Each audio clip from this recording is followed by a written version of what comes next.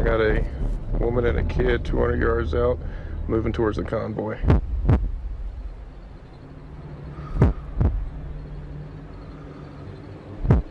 Her arms aren't swinging, she's carrying something.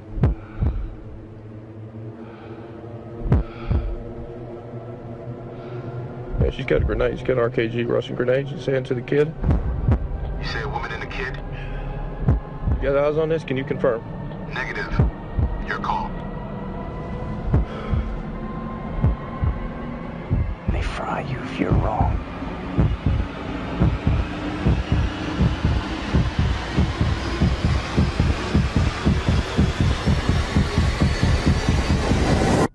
All right, folks, welcome back. I got to tell you, I haven't seen the movie yet, American Sniper, but I will be seeing it this weekend.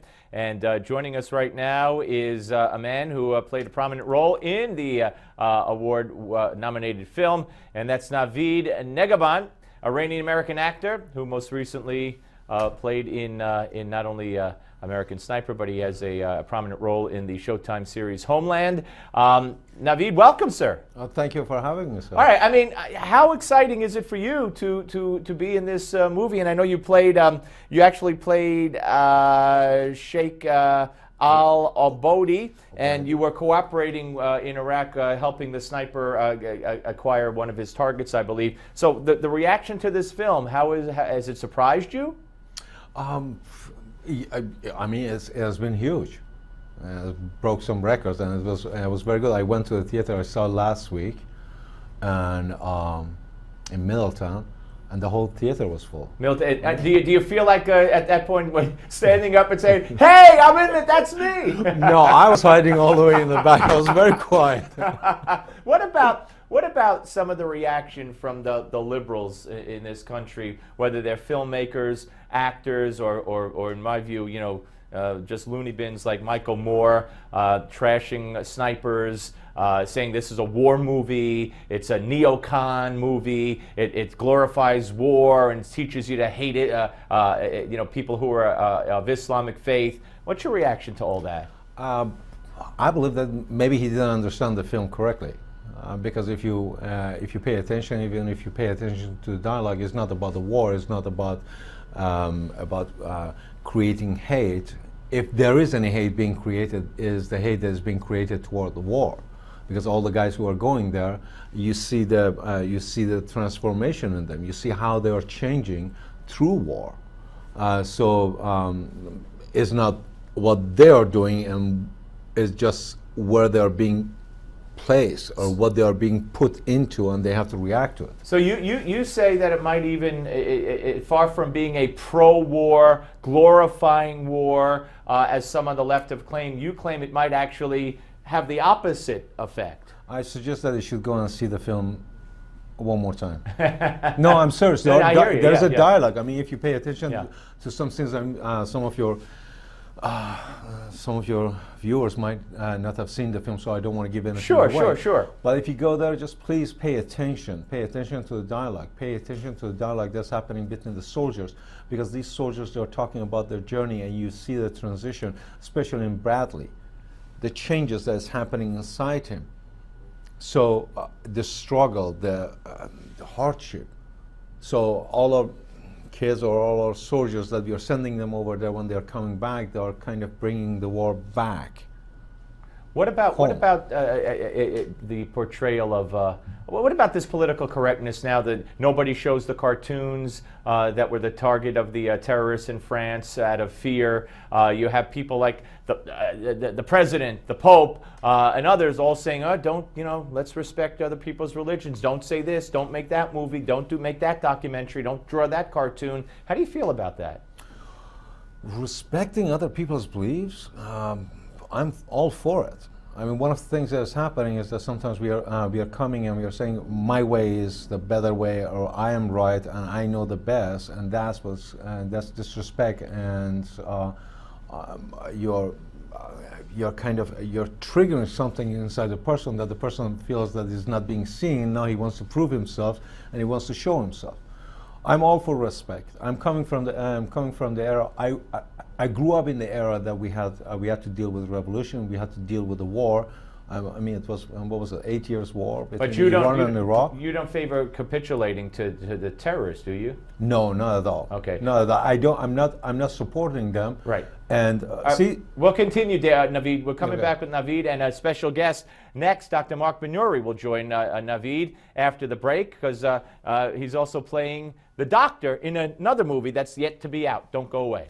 All right, folks, we're back with Navid Negahban, Iranian-American actor who is not only an American sniper and in the Homeland, the show Homeland, but he's also in a movie that is based on a book by Dr. Marc Benhuri, who now joins us, prominent Iranian author, the book Price for Freedom. The movie is called Price for Freedom, and Navid plays Dr. Marc Benhuri in the film. And I want you guys to look, before we go to Dr. Benhuri live and Navid again, let's go to a picture here. And Doctor, why don't you, there the two of you are on the right side, but those two headshots on the left, tell us who the top one is and who the bottom one is. Top one is me in 1976 when for the first time I went to treat the Shah of Iran. And in the bottom is Navid playing the movie Price for Freedom, my role. That is, I mean, boy, I mean, Navid, don't you think you look exactly like him? I know, no, that's why we did it. And the makeup artist did a fantastic job also. Yeah. Well, congratulations on the movie. Can't wait to see it. And before we get back to it, Navid, I want to ask you, Doctor, I want to take advantage of your expertise and your being here. This whole brouhaha with Obama and Bibi and John Boehner invites Netanyahu to speak before a joint session of Congress. Obama says protocol was breached. Now, then Obama says, I'm not going to meet with him when he's here. Now, reportedly, according to the Israeli Times, Obama administration says Bibi will be sorry. You know, he's going to feel the brunt of Obama. I mean, and this is all basically over sanctions against Iran. Mm. Well, the problem with the Obama administration is with Netanyahu that they really didn't get along together at all. And a few months ago, if you remember, when he was here, he was insulted and even they used a foul word for him. And yeah, chicken blank. And now the Congress joined House and Senate, they want to meet with him and they want to get the first-hand information about what Netanyahu and Israeli they know about the Iranian nuclear, which is very helpful to them to make a decision that how tight they want to make the sanction. Yeah, well, you know, we'll see how that comes out if the Congress does pass the sanctions bill, if Obama vetoes it, and what repercussions will be in store for Benjamin Netanyahu. Let's move on. Navid, to describe, I want to say, the character that you play, and I believe it's Dr. Victor Daniels, who AKA is Dr. Marc Benhuri, but how would you describe the character that you do play in representing Dr. Benhuri? I just hope that I was able to do justice to him. I mean, have you been to his office? No, I'm not. You should go to his office. In his office, he has a stack of folders, and inside it doesn't matter what you talk about, he will pull out a piece of paper and say, see, yeah, this is what they were talking about. And he knows, I mean, I was so fascinated by him. I spent some time with him, and I said, okay, I want to play this man. It's filed in his head, right? Is unbelievable. Is like files after files after files, and it's not just about politics or dentistry or cars. You should see the files that he has about fashion or the best fabric that it comes out and how. What is the color of the year? So he's just. I'm not surprised. I'm just. He's an I was so impressed by he's an amazing man. Now you play a lot of, you know, especially now you played you play an Al Qaeda, you play a terrorist in Showtime's Homeland. So this is quite a turn. It was a great opportunity just to show a different side. And actually, right after Homeland, Homeland opened some doors. And I started going back to Germany because I started in Germany. I just finished a film in Germany, and then I shot a film in Israel called Babajun, which I'm playing an Israeli farmer. And so it's been good. I mean, there's so much diversity that is coming right now my way. I'm happy. Yeah, great. And you know, we were talking about earlier about the political pressure. With the don't make this film, don't make that film, don't offend this one, don't offend that one. I cannot wait to see Price for Freedom. What's the estimated release date? I mean, is there a month or is it? May 29th. Supposed to be. Not only is there a month, there's a day. Yeah, May 29 in Hoboken Film Festival, and is produced by Ken Del Vecchio. Ken Del Vecchio, I know him very well. And the director is Dylan Bank.